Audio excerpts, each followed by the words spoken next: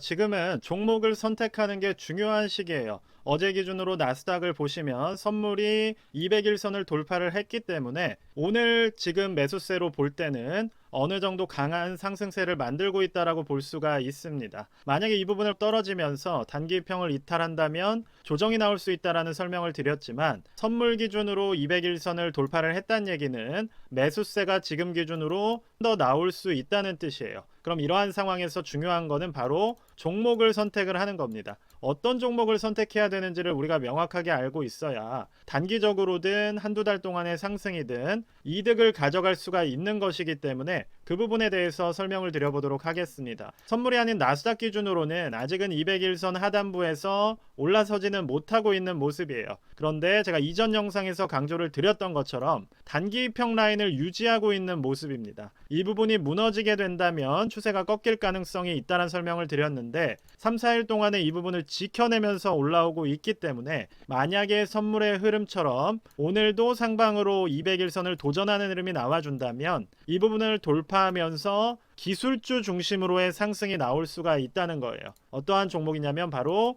기술주입니다. 그러니까 종목을 선택하는 게 중요하다라는 거예요. 수많은 S&P 500에 포함되어 있는 500개 종목을 모든 사더라도 이득을 본다는 것이 아니라 이 중에서도 기술주로 분류가 되고 여기에 더해서 추세적인 에너지가 좋은 종목들을 선택할 때 우리가 상승을 기대할 수가 있다는 겁니다.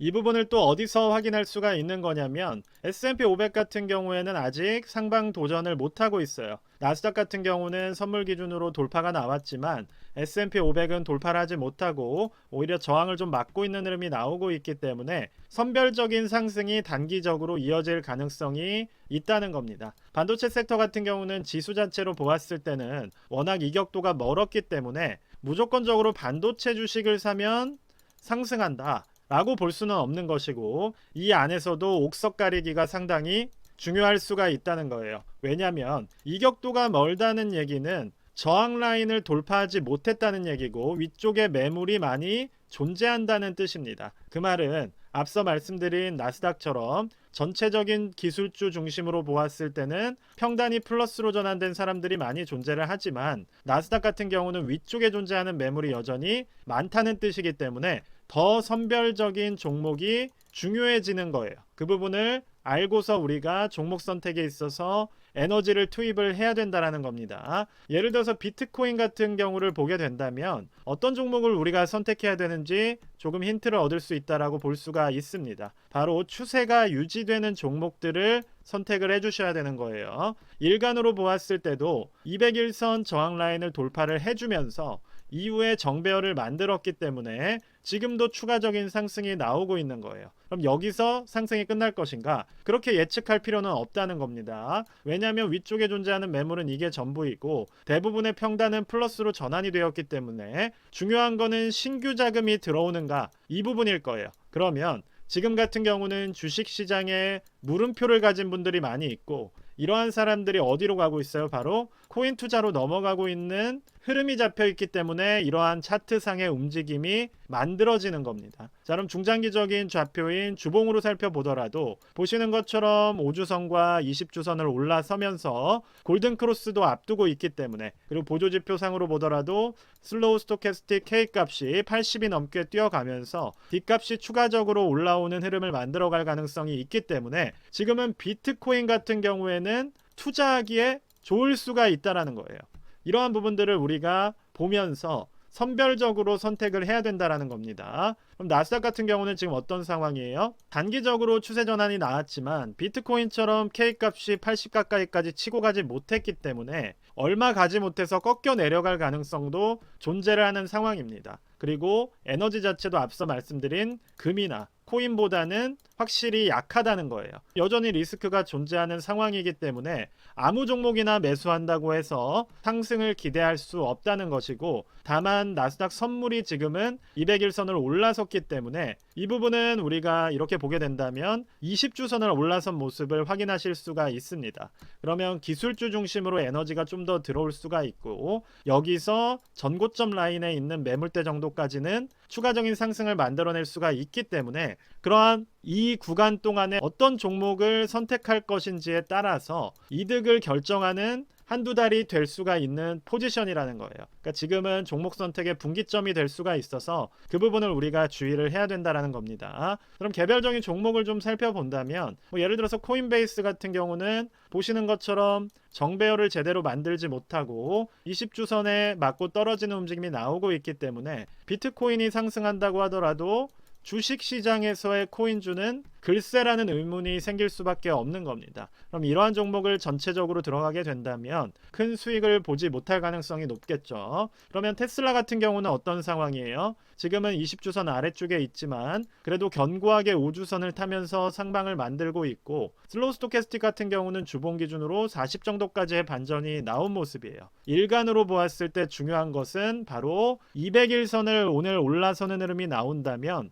최근에 잡혀있던 매물대들은 어느 정도 하방으로 소화를 한다는 겁니다. 그럼 여기서 중요한 거는 추가적인 신규 매수세가 존재를 할 것이냐, 이 부분이 되는 것이고, 많은 개인 투자자들은 테슬라를 안전자산으로 보기 때문에 여기서 신규적인 매수세가 들어오게 된다면, 즉 대기 자금이 움직이게 된다면 위쪽에 있는 전체적인 매물을 돌파한 상황에서는 단기적으로 또 강한 추세 상승이 나올 수가 있다는 거예요. 그렇기 때문에 테슬라는 지금 접근하기에 나쁜 시기라고 보기는 어렵다는 겁니다. 또한 아이온큐 같은 경우도 이미 정배열을 유지를 하고 있던 상황이었기 때문에 신규 자금이 들어올 수 있는, 즉 나스닥 선물의 돌파를 기점으로 신규적인 매수가 들어올 수 있는 상황만 갖춰진다면 지금은 충분히 이전의 전고 라인까지 추세적인 매물대가 있는 라인까지는 10에서 20% 넘는 상승을 기대할 수 있는 한두 달 동안의 추세 유지가 나올 수 있는 상황이라는 겁니다. 전반적으로 저는 조심해야 된다라는 말씀을 계속 드려오긴 했어요. 그런데 중요한 거는 여기서 전체적인 지수를 보았을 때 우리가 100% 자금을 모두 넣어서 인생을 바꿀 기회라고 보는 건 리스크가 확실히 존재합니다. 그런데 여기서 비중을 좀 줄여가면서 앞서 설명드렸듯이 종목들 가운데서 정배열을 잡은 종목을 단기적으로 공략해 들어가기에는 나쁜 시기가 아니라는 거예요. 자, 국내 지수 같은 경우도 보게 된다면 코스피나 코스닥 같은 경우 명확하게 어디에 투자해야 될지가 전환이 보여지는 겁니다. 바로 코스닥 같은 경우는 200일선을 맞고 흘러내리는 흐름이기 때문에 지금 국내 주식에서는 소형주보다는 코스피에 속한 대형주 위주로 공략을 하는 것이 좀 더 지수 측면에서는 안전할 수가 있다는 겁니다. 그럼 또 다른 개별적인 종목들을 살펴본다면 예를 들어서 엔비디아 같은 경우, 이 경우에는 앞서 말씀드린 테슬라나 아이온큐에 비해서는 차트상으로 보았을 때 여전히 위쪽에 저항 라인이 존재를 하고 있고, 그리고 하방으로 떨어지고 있는 추세선의 상단에서 강한 돌파를 만들어내지 못했기 때문에 이러한 부분에서 종목 선택이 중요하다라는 거예요.